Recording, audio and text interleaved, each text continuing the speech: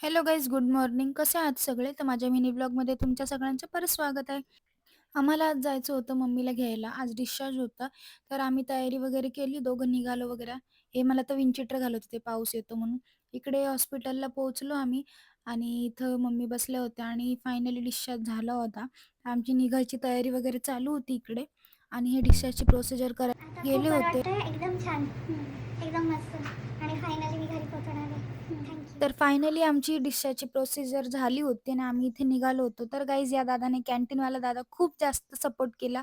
इथले doctor, sisters खूप जास्त सपोर्टिव्ह होते. खूप त्यांनी सांभाळून घेतलं. खूप मम्मीची काळजी घेतली आमच्या आणि प्रशांत सरांचं तर खूप जास्त म्हणजे त्यांनी खूप सपोर्ट केला. इथले डॉक्टर्स वगैरे सगळे सिस्टर, मावश्या सगळ्या चांगल्या आहेत आणि गाईज एस-एस हॉस्पिटलला कालेरला आमची मम्मी ॲडमिट होती. तर प्लीज हॉस्पिटलचं नाव खराब करू नका. मागे काय ट्रीटमेंट होती आणि आता काय ट्रीटमेंट आहे, याबद्दल तुम्हाला फरक नक्की दिसेल. तर गाईज नक्की भेट द्या त्या हॉस्पिटलला. मी प्रमोशन नाही करत आहे, पण माझा अनुभव सांगते इथे मम्मीला घरी आणलं होतं, त्यांची आरती वगैरे केली, दादी वगैरे भेटली त्यांना. त्यांना पण बरं वाटलं. तर गाईज हा ब्लॉग कसा वाटला कमेंटमध्ये नक्की सांगा. फॉलो करायला विसरू नका. लाईक करा. Okay, bye.